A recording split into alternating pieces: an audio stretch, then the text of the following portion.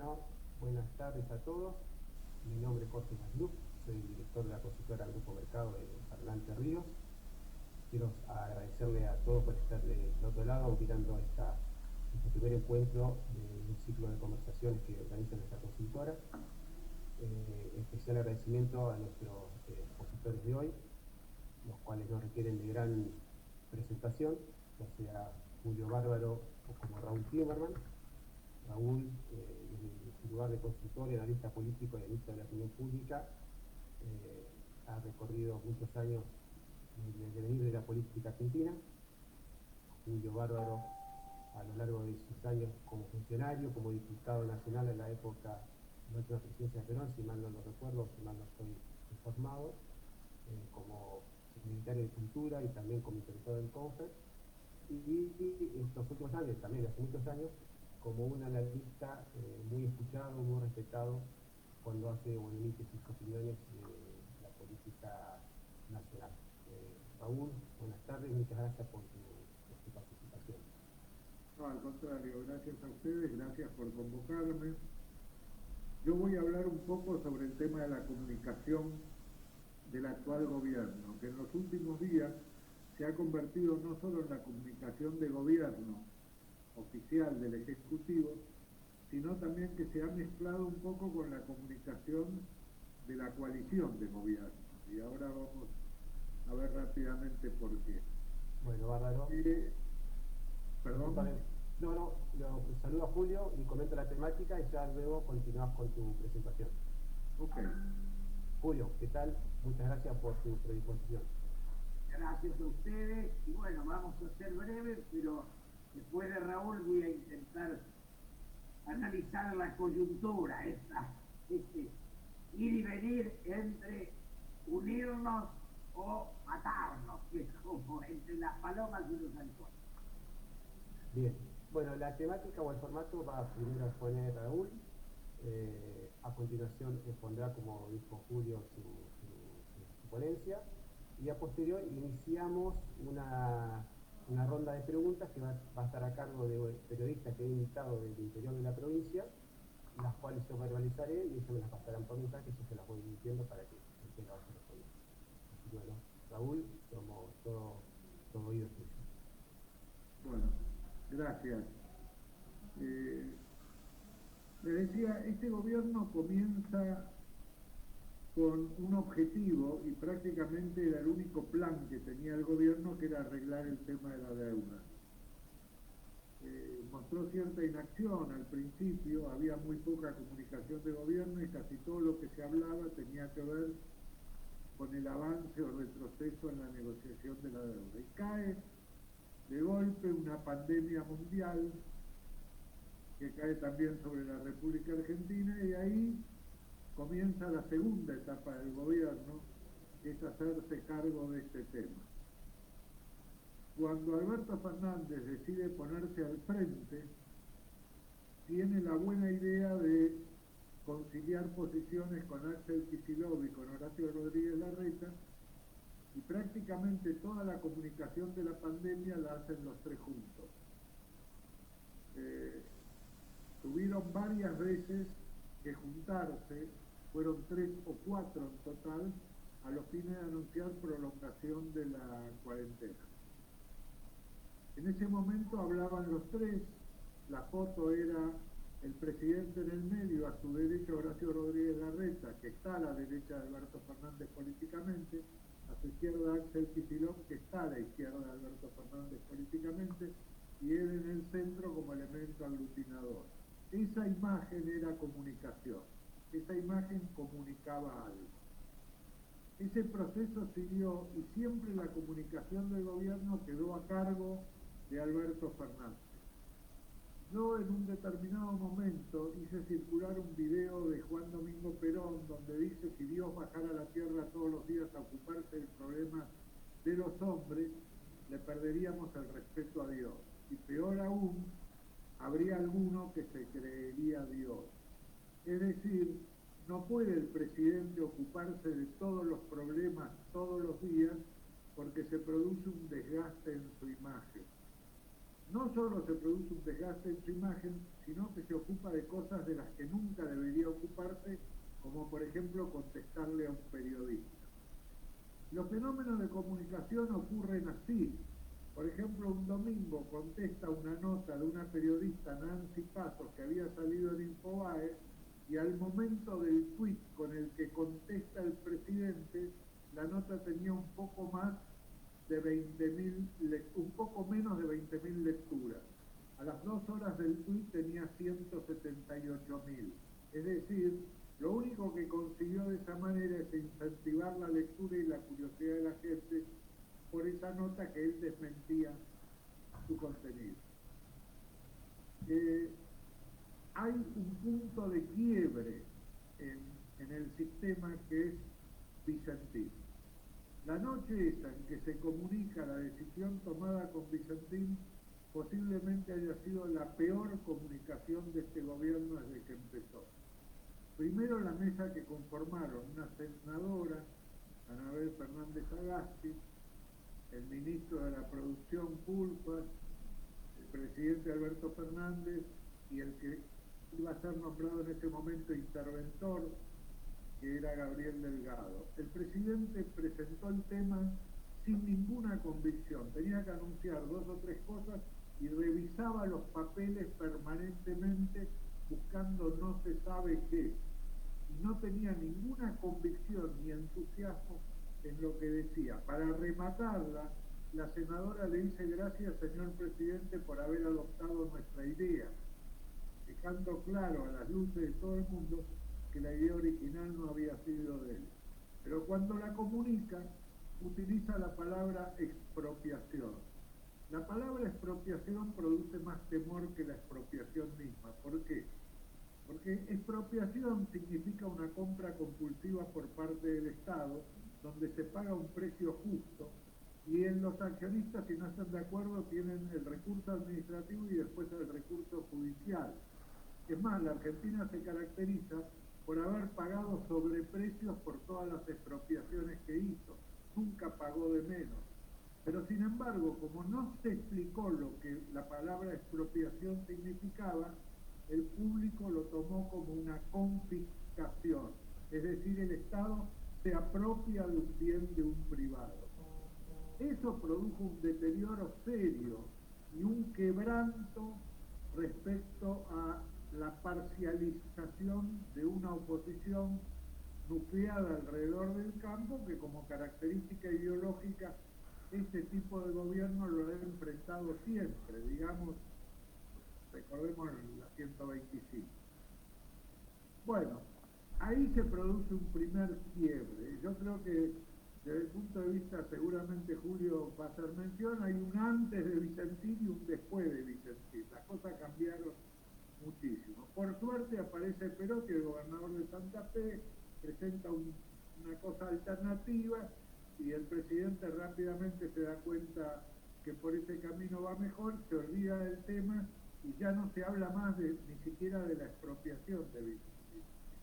El presidente decide un día, que fue el lunes de la semana pasada, que iban a empezar a salir los ministros. El día martes de la semana pasada salieron el mismo día Santiago Cafiero, Martín Guzmán, Sabina Frederick, Nicolás Trota, Gabriel Catopodi, Ginés González García, Felipe Solá, Marcó del Pont y Cecilia Todés.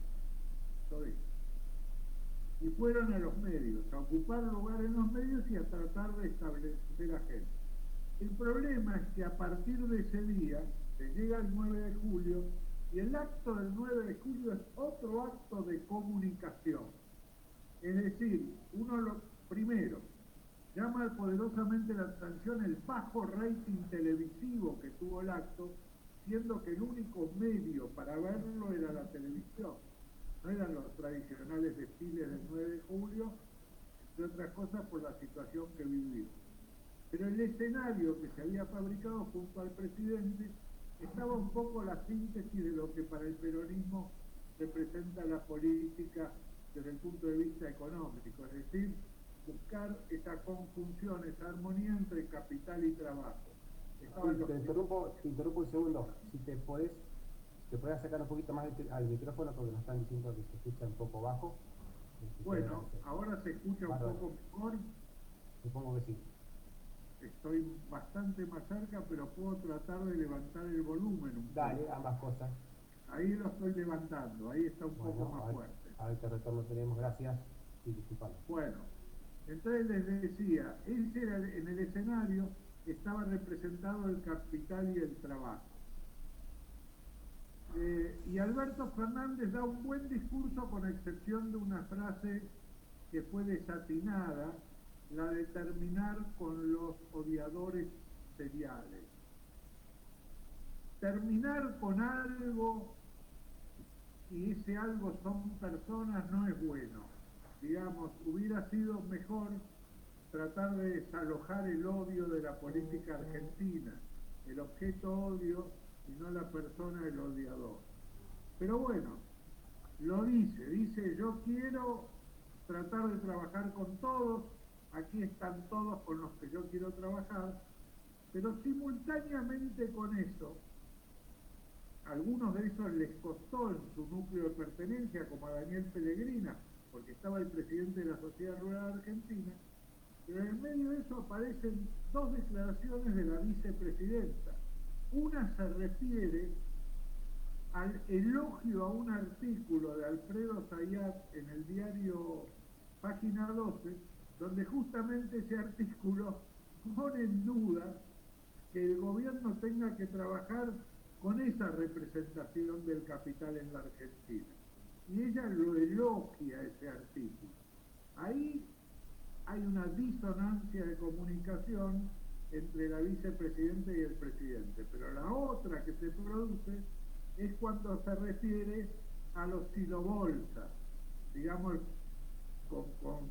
tratando de aplicar humor a una situación en la cual unas muritas rompían unos silobolsas y le traía a uno la memoria de cuando se refirió a la soja como ese yuyito, digamos. Siendo que la situación con el campo, hay un gran esfuerzo por parte del ministro de Agricultura Basterra y del presidente por tratar de congeniar con el campo, que va a jugar un rol decisivo en el proceso de reestructuración que se inicia. Pero aún dentro de su propio equipo tuvo disonancias de comunicación el presidente, porque su vocero, Juan Pablo Biondi, emite un tuit donde trata a Mauricio Macri de inútil y le pide silencio, que se calle. Y eso forma parte de ese discurso del odio, porque el discurso del odio empieza por la descalificación del otro, no se discute la idea del otro, se lo descalifica abiertamente. En la Comunidad Europea está estudiado el tema, Angela Merkel ha circulado en las redes una locución de Angela Merkel frente al Parlamento describiendo los límites de la libertad de prensa cuando llegan al discurso del odio o llegan a herir la dignidad del otro. Y yo creo que el gobierno tiene que reorientar su comunicación, pero no solo tiene que reorientar su comunicación, sino que de alguna manera tiene que homogeneizar la gestión, porque daría la impresión de que hubiera dos líneas, digamos, que el presidente va por un camino, a la vicepresidenta no le gusta mucho y lo da a conocer públicamente. Como contrajuego de eso, aparece una postal muy interesante que comunica mucho, que es el presidente Sergio Massa y Máximo Kirchner, o sea, el frente de todos, la coalición de gobierno hablando con la oposición y cediendo ante parte de la oposición que pidió, que se considera la oposición principal, que Juntos por el Cambio, que pidió tener una reunión a solas. Yo veo una actitud del presidente, por lo menos lo que deja, lo que trasunta, lo que comunica, lo que se ve, es una actitud de empezar una historia nueva, que va a ser la historia de la reconstrucción argentina partiendo de la peor crisis que ha tenido en su historia, que es sanitaria y económica. Ha tratado de sumar a todos, ha invitado a todos, ha aceptado condiciones de algunos para sumarse, ha hecho el máximo esfuerzo que se puede hacer desde un ejecutivo. Habrá gente que no quiere formar parte de este diálogo. Yo tengo dos estereotipos de la oposición que forman parte pertenecen al mismo sector político, pero digamos, uno discute ideas y el otro discute personas. Y ustedes lo pueden ver claramente, que es el caso de Fernando Iglesias y Daniel Lipovetsky. Los dos pertenecen al mismo grupo político, pero los dos se presentan al debate de una manera totalmente diferente. Y después está el rol de la prensa, que también es otra cosa que habría que analizar en profundidad. Existe desde hace muchos años en la Argentina algo que se llama el periodismo militante, digamos. Ya el periodismo no es bueno o malo, sino depende para quién juega. Y eso es una deformación que desinforma al público. El público tiende a escuchar a los periodistas que piensan como ellos, el famoso sesgo de confirmación. Dice lo que yo pienso, este hombre tiene razón. Eso hace que se produzca una información sesgada, que se profundice la grieta, que el diálogo sea cada vez más difícil y que la comunicación tiene que ser cada vez, creo yo, más profesional y más clara para que la gente pueda decidir con mayor libertad. Quiero llegar a este punto, digamos, para dejarlo plantado ahí. Después de la charla de Julio veremos las preguntas.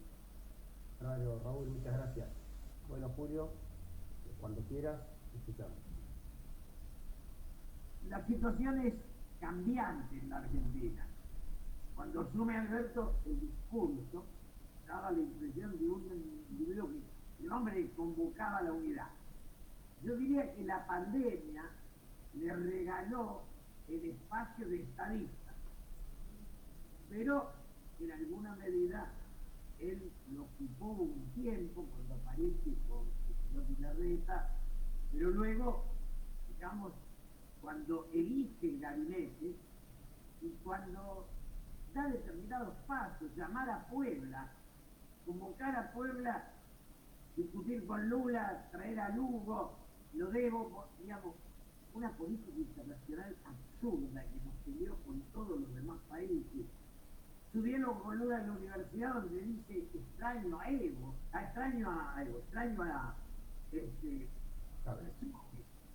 y extrañar a Chávez. Digo, ¿quién le dejó Chávez a Venezuela? Para nosotros nada. ¿Qué tenemos que ver nosotros los peronistas con Chávez? Nada. Me parece que hay un intento de política internacional que fue muy erróneo. Más si se toma, hoy Raúl me mandaba una grabación de Perón en la política internacional de su momento, donde Argentina conducía a la mayoría del continente. Cuando hay que ir a Corea, Perón convence que no se envíen soldados y solo Colombia lo hace. ¿No? La política, aquella era una Argentina y entonces, la política exterior es mala, el gabinete del presidente es muy flojo y la política de él hasta el momento, digamos, no es coherente, no tiene una lógica, no hay un rumbo. Para mí, los dos ejes son convocatoria a la unidad nacional y convocatoria a la convención. Y en tercer lugar, este hecho que yo insisto, es patria o colonia. La Argentina fue patria hasta la dictadura del 76. Era con Perón, pero también con Ilia, con Frondizi, con Onganía, con Lanusse. Éramos patria, no regalábamos el patrimonio, no se extranjerizaba gratuitamente. Somos el único país del mundo que destruyó el ferrocarril. yo fui diputado con un 5% de pobreza. No había caídos. Primera vez que vi caídos en la calle fue en Nueva York. Buenos Aires era una ciudad más rica que Roma y Madrid. Hoy, de aquí en 5 tenemos un 5, con una buena parte de nosotros. Y esa concentración económica tiene a la dirigencia política como cómplice. Hay un gran sector de la dirigencia política que se enriqueció a partir de entregar el patrimonio nacional, de extranjerizar.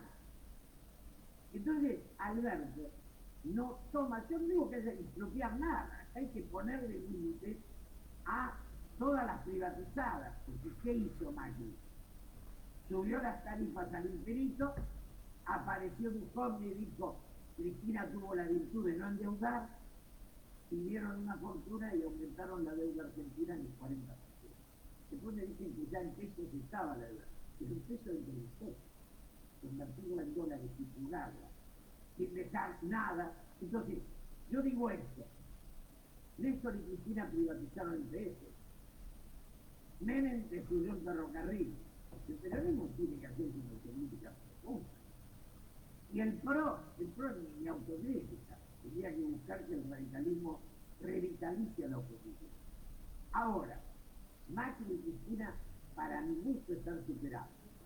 Cristina podría convocar a trascender a la unidad y salir de la confrontación. En la confrontación, Cristina vuelve a perder, como vuelve a perder Macri. Nadie puede ganar en un país fracturado. El gran desafío es quien lo convoca a la unidad. Esa unidad, bueno, Alberto ayer algo hizo, pero como decía también Raúl, después se escapa el vocero y dice una pavada contra Macri. Estamos tan entrenados en la confrontación que parece que no servimos para el diálogo. En Argentina va el diálogo y a la defensa de lo nacional. Hay una clase de Macron donde le dice a los franceses que compren aquello que es francés. O sea, el nacionalismo es imprescindible. No el nazismo, el nacionalismo. El amor a lo propio. Y no vamos a tener lo que tenemos hoy, donde los primeros jóvenes que hablan con nuestro país. La política argentina está en deuda con la sociedad y no tiene que devolver a esperar. Alberto lo puede hacer, todavía puede. Si convoca la unidad, si integra Cristina, porque ese conflicto para mí es secundario. Lo importante es que tampoco Cristina se ocupa. Tiene la confrontación, pero no hay un destino en esa confrontación. Lo que plantea Raúl Timerman de la nota de página de Zayat es que la lee, dice, este chico en la universidad daría macanudo, ¿vieron las políticas universitarias que son la reposición, ¿no? Ya Estados Unidos ya es un capitalismo muerto, una cantidad de cosas que son semi-verdades, pero que no sirven para conducir una sociedad. Decir que esta nota es buena, realmente es una provocación. Yo apuesto a que la crisis tan profunda nos obligue a la unidad. Aquello que no sirve con racionalidad, lo terminemos haciendo con desesperación. Bueno, Raúl, Julio, muchas gracias. Si les parece, empiezo con las preguntas de nuestros compañeros periodistas. En primer lugar, Raúl Balbi, de Paraná, pregunta: pensando en la coyuntura impuesta por la cuarentena y el tratamiento de los temas por el periodismo de los grandes medios, cuya amplia mayoría está dedicada al AMBA, ¿cómo podemos constituir un verdadero pensamiento nacional cuando las realidades que se muestran o se analizan representan una porción mínima del territorio? ¿Se le quiera responder? ¿Entendió, Raúl y Julio? No, yo voy a un pedacito voy a responder. Yo cada vez que me llama algún medio del interior, yo antes de contestar les digo, mire, tengan en cuenta una cosa. Yo tengo una visión porteña. Yo soy de un lugar donde se habla de la provincia de Buenos Aires, la capital, la ciudad de Buenos Aires y el interior del país. O sea, el interior es una cosa genérica, sin identidad. existe la provincia, la ciudad y el interior. Yo creo que darnos una integración territorial y convertirnos en un país federal es una tarea titánica. No sé cómo se hace. Bueno, pero considerás que es una materia pendiente muy importante del país. Y sí, fíjate vos toda la comunicación de la pandemia. El presidente, el gobernador de la provincia de Buenos Aires y el jefe de gobierno de la ciudad de Buenos Aires. Mientras tanto, en la ciudad de Resistencia era un desastre lo que estaba pasando con el coronavirus. Julio, ¿querés hacer una reflexión o crees que siga con la gente? La reflexión es simple. Hay unidad de la nación cuando hay un proyecto. Si no hay proyecto, no hay destino. Entonces, la Argentina no sabe cuál es su ubicación en el mundo. Después no lo sabe el AMBA, no lo sabe el interior, no lo saben los individuos, no se sabe. Bien. Siguiente pregunta de Sebastián Bagui, del medio Será Noticias de Historia, para Julio Bárbaro. Dice, usted dijo alguna vez que del fracaso no se vuelve. Si esto es así, ¿por qué la política argentina cae de forma recurrente en políticas económicas que atentan contra su propio desarrollo nacional? Buena pregunta. Yo creo que el drama de la Argentina es que no hay política. La economía no puede sustituir a la política. Como hoy los infectólogos no pueden decidir el destino de la sociedad frente a la crisis. La parte no puede sustituir al todo, y el todo es la política. Si la Argentina no recupera aquello que es lo que trasciende, que es un proyecto de nación, eso es la única salida. Entonces, los economistas nos vienen destruyendo. Miranda, el que estaba al lado de Perón, decía siempre, si los economistas fueran inteligentes serían los dueños de las empresas y no los artistas. Bueno, siguiente pregunta para los dos, de Pablo López Guerra, de la ciudad de Gualeguaychú. ¿Cómo observan las medidas adoptadas por el presidente Alberto Fernández en esta pandemia en general y qué rol está jugando la oposición en esta situación? Pues yo voy a contestar dándole un poquito de número. Cuando decreta la primera cuarentena Alberto Fernández, a principios de abril llegó a medir la imagen positiva de él respecto al manejo de la epidemia, 80 puntos. A principios de julio, 3 meses después, está en 60 de imagen positiva. Es decir, bajó 20 puntos. Esos 20 puntos que bajó es seguramente el desgaste que produce una cuarentena extendida, más las consecuencias económicas en la vida de cada uno que tiene esta cuarentena.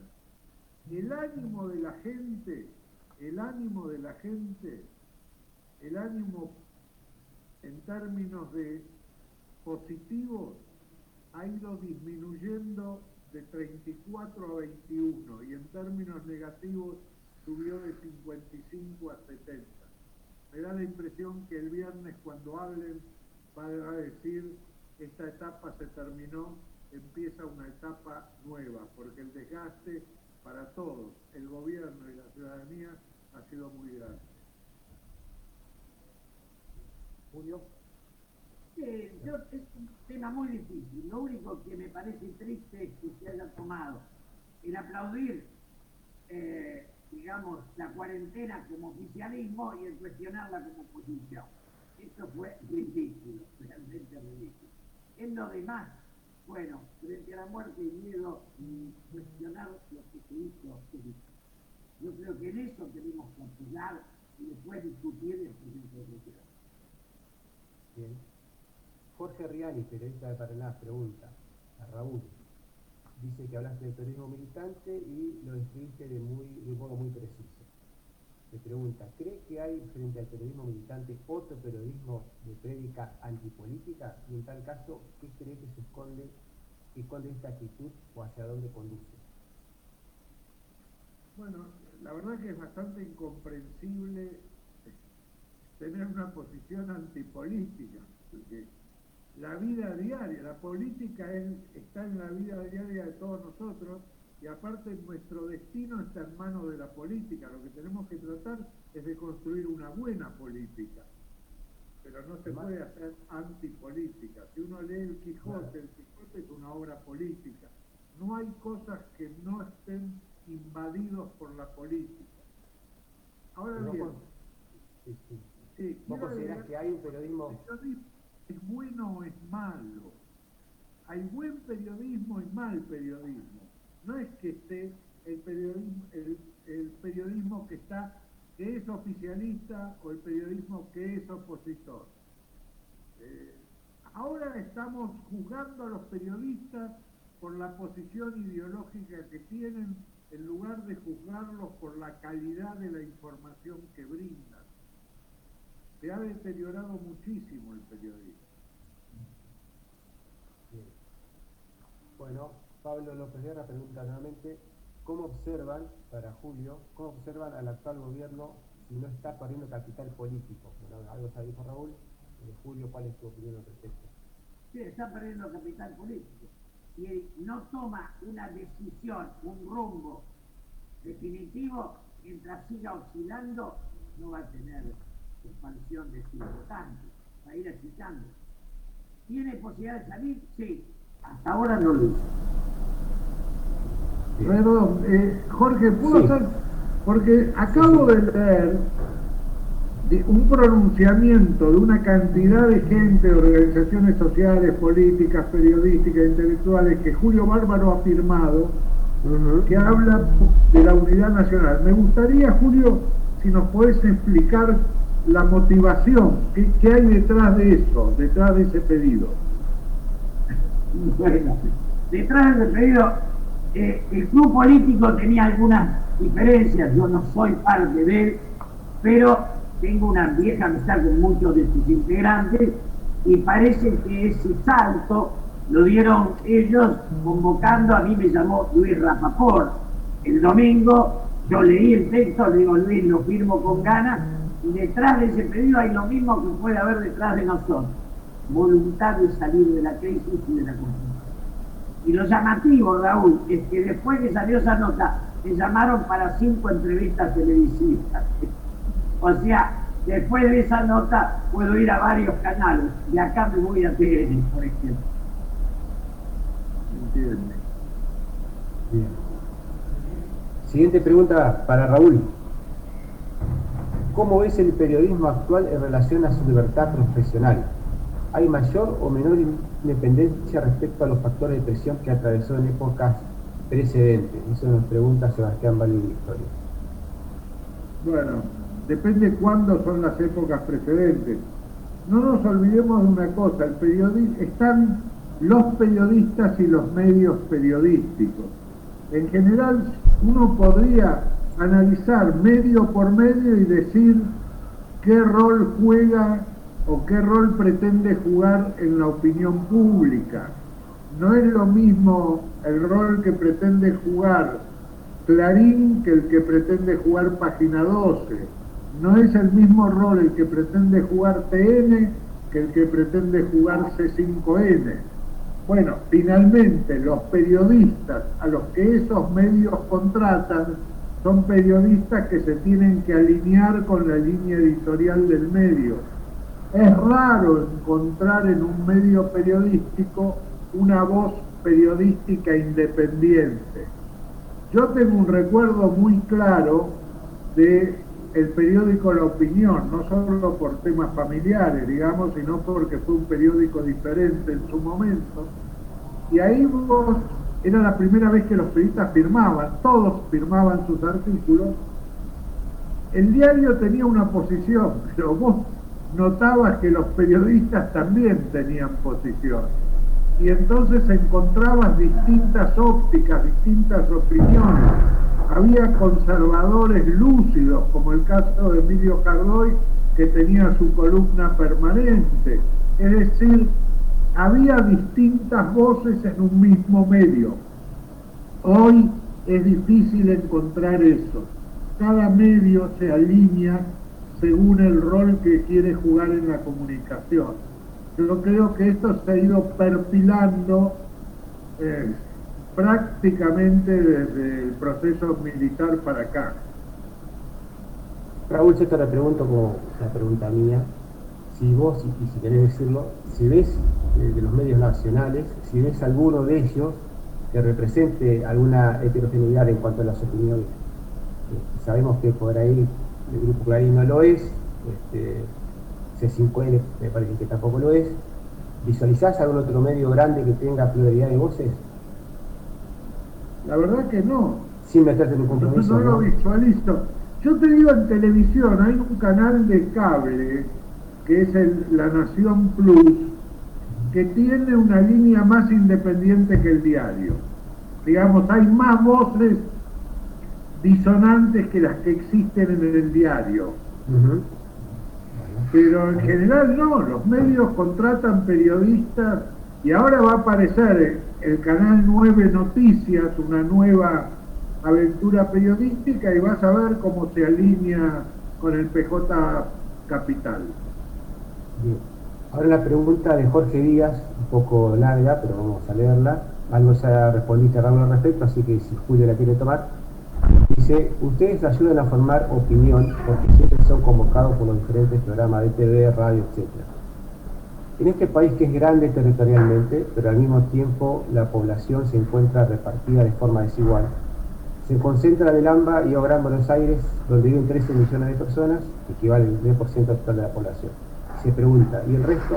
¿Para cuándo se instalará en la agenda política de Estado una distribución más sensata de la población con un perfil industrial en cada región, haciendo hincapié en el valor agregado de la materia?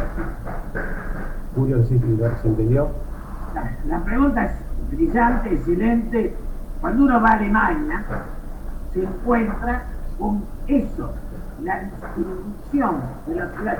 No hay monstruos, no hay Buenos Aires. Eso implica cuando Cavallo y Menem y Dromi destruyen el ferrocarril. Están destruyendo eso. Yo viajé en trenes de segunda a La Quiaca y a Bariloche. La integración tenía un nivel mayor hace 30 años o 40 años que ahora.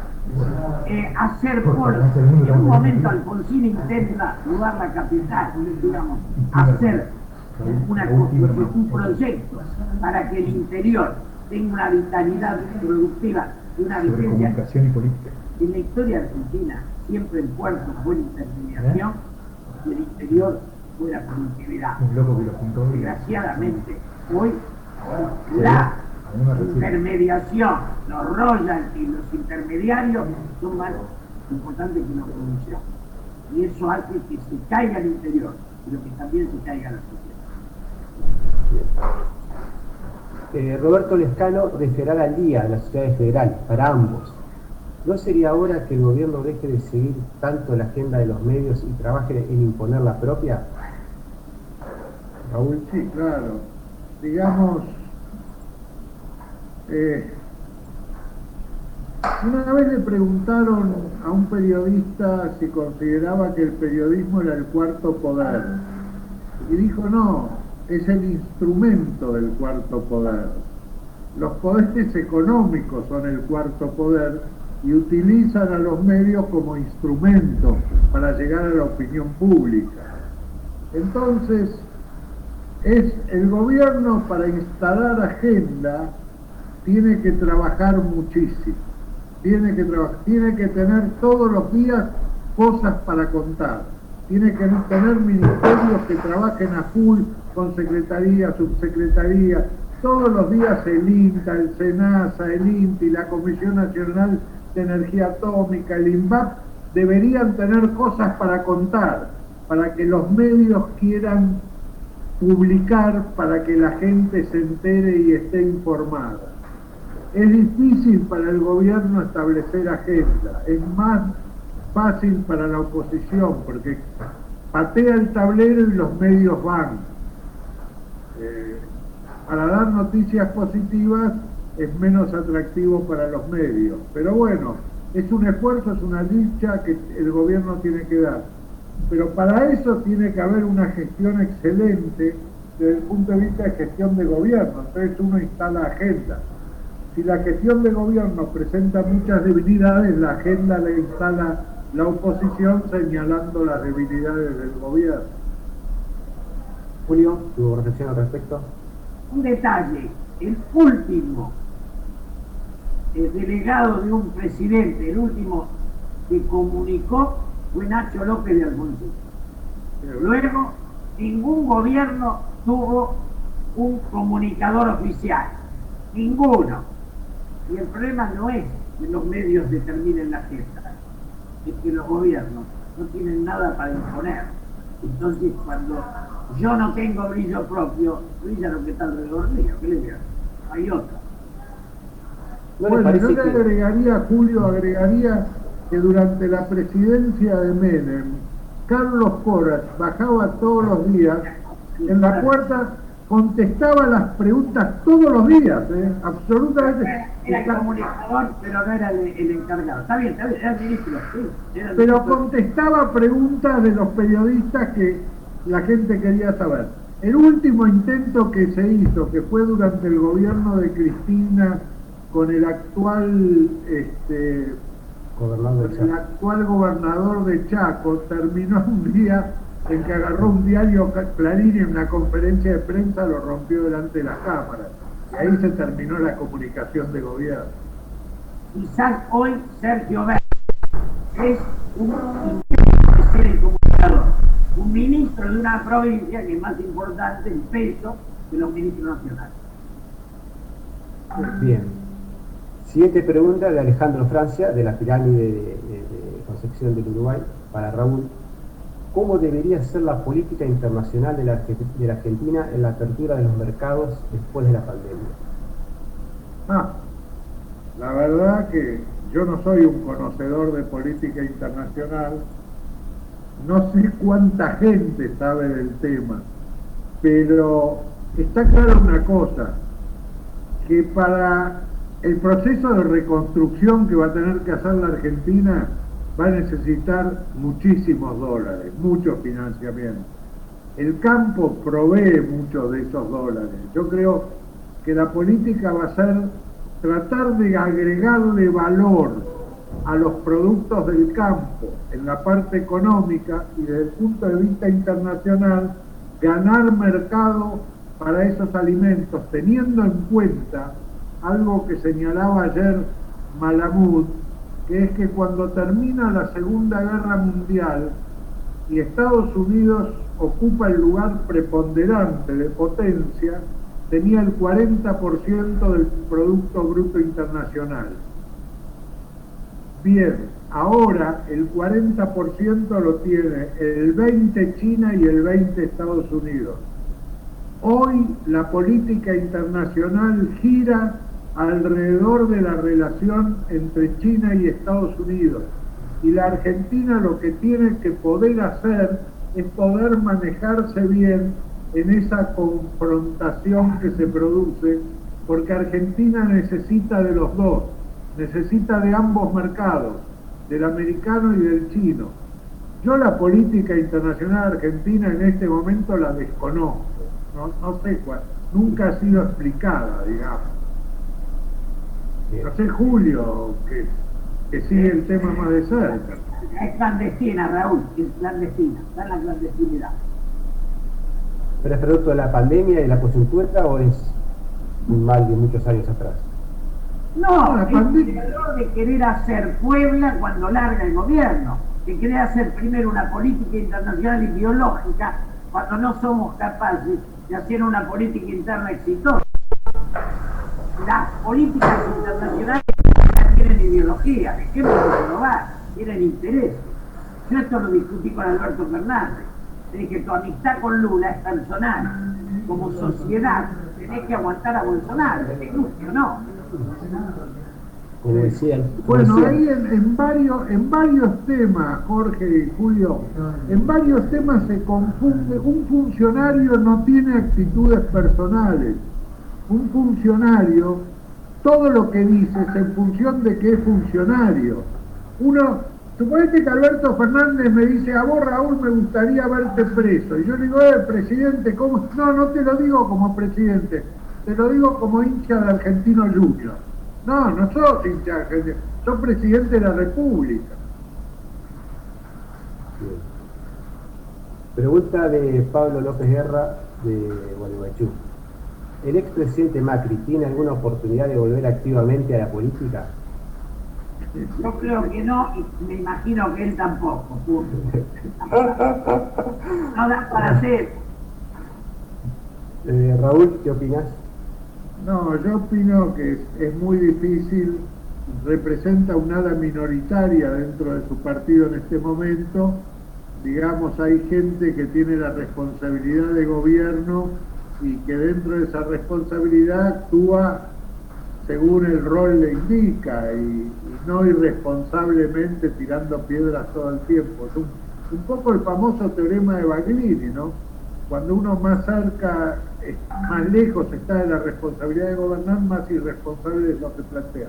Yo creo que la línea de Patricia Bullrich, Fernando Iglesias, Mauricio Macri, unas pasos dentro de Cambiemos las Tierras. Está bien. Bueno, esto está a tono de un par de encuestas, incluso hasta nuestra consultora ha hecho, que pregunta por la imagen de los dirigentes de la oposición y por quién, ella por un lado, y por otro lado, a quién visualizan como el máximo, al máximo dirigente de la oposición.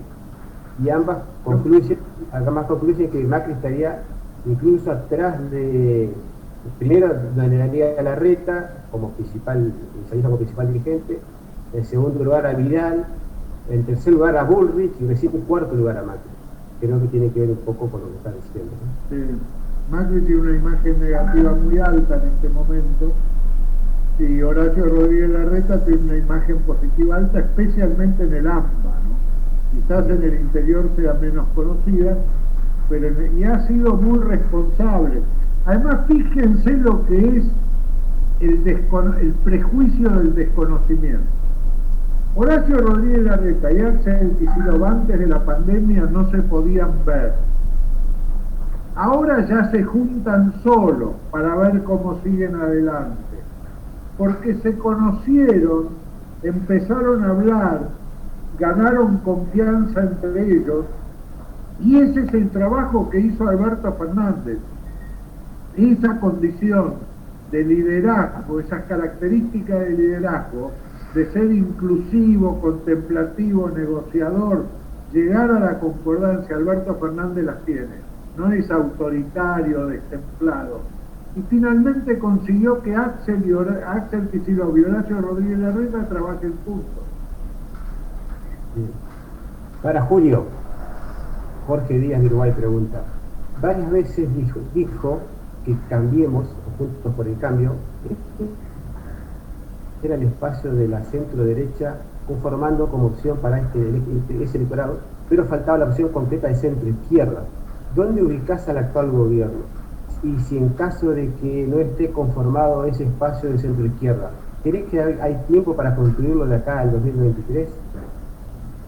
Primero, el espacio del gobierno, yo creo que la izquierda que lleva el gobierno es una simulación, no es real. No existió nunca como vigente, es un poco la izquierda en la cultura, pero es la derecha en la economía. Y creo que la Argentina necesita una tercera fuerza política que esté más allá de Macri y de Cristina. No sé si de centro izquierda, creo que tiene que ser democrática y con ideas. Hoy en la Argentina no hay ni izquierda ni derecha, hay mediocridad. La mediocridad es la única ideología y después la segunda ideología vigente es la complicidad, pero esa dejémosla de lado, pero tiene mucha fuerza.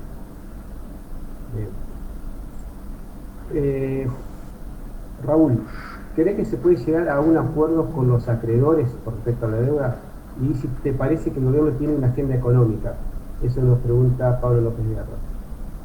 Yo creo que sí. Yo creo que primero que se puede llegar a un acuerdo con los acreedores, que va a jugar un rol muy importante la posición de Estados Unidos en ese sentido y del gobierno de Estados Unidos. Yo creo que no es bueno pelearse con Estados Unidos en este momento. No te olvides que Alberto Fernández dijo somos dos en América Latina los que queremos cambiar el mundo, pero ahora es uno solo, porque López Obrador ya no está más, ya arregló con Trump. O sea que yo creo que es muy importante eso y yo creo que se va a arreglar. La deuda se va a arreglar, Argentina lo necesita y a los acreedores le conviene. Punto 1. Punto 2. Necesitamos arreglar la deuda porque si no, no vamos a tener financiamiento para hacer todo lo que hace falta en el país. Y que la otra parte de la pregunta era... Si te parece que hay una agenda, si el gobierno tiene una agenda económica. Ah, una agenda económica. Yo creo que sí y que la va a dar a conocer posiblemente este fin de semana. Bueno, Sebastián Balbi le pregunta a Julio, dice, tradicionalmente la columna vertebral del peronismo ha sido el movimiento obrero. No obstante, se observa un creciente rol protagónico de movimientos sociales. Estos nuevos actores, ¿serán coyunturales o permanentes? ¿Impactan de manera positiva o negativa dentro del peronismo? Impactan de manera positiva. Tendrían que ser coyunturales, porque la verdad que tenemos que hacer que el subsidio se convierta en salario. Pero esencialmente el sindicalismo tiene vigente solo una parte. Hay otra parte que, digamos, se aburguesó en exceso y no juega un papel importante. Pero sigue siendo la columna vertebral. En rigor, el sindicalismo y el empresariado son dos ejes para una política de unidad nacional que quiera colocar en la sociedad. Bien, bueno, la última pregunta, si les parece, ya estamos llegando a la hora, de Raúl Balbi para ambos. Para Raúl, perdón. El acuerdo de la deuda habilita la foto del 9 de julio, sociedad rural incluida. Máximo saludo por los banqueros, hay una grieta a partir de la zona de Zayat que apoya a Cristina. ¿Cómo sigue la historia? ¿Quién sabe cómo sigue la historia? ¿Vieron la carta de Eve de Bonafini de hoy que le dirige a Alberto Fernández? Sí. Digamos, la historia sigue en que hay un presidente electo y el presidente electo va a decidir cómo sigue la historia. Julio. Sí, yo pienso lo mismo. Creo que en alguna medida la carta de Bonafini es triste. Pobre, ella esperaba otra cosa y un sector minoritario, pero no tiene incidencia política, no tiene peso político. Y en el pensamiento de Bonafini no hay votos, hay lo que uno podría llamar un dolor de la guerra, un herido de guerra, pero no hay una propuesta política. A mí me parece que el gobierno tiene que elegir un rumbo y ese rumbo está en la unidad nacional y en el diálogo. Si es primero la nación y después la ideología, hay patria. Si es primero ser peronista, radical, católico, liberal y después ser argentino, somos colores. Bien. Bueno, ¿me permite la última que tenemos 2 minutitos más? ¿Puede ser? Bueno, hay movilizaciones de sectores conservadores, ejemplo Vicentín, campaña de Cambiemos 2019. El progresismo parece estar en casa. ¿No es contradictorio? Pregunta. La derecha se moviliza, el progresismo no, nos dice Mariano Jacobi de Crespo, Entre Ríos. Si no es contradictorio, porque en el fondo, cuando hay una jubilación para vudú, es una injusticia brutal. Cuando Miriam Lewis dice lo que dice, cuando Alberto hace Vicentín con un error político, o cuando dice que extraña a Chávez, está incitando a un sector. No sé si es de derecha.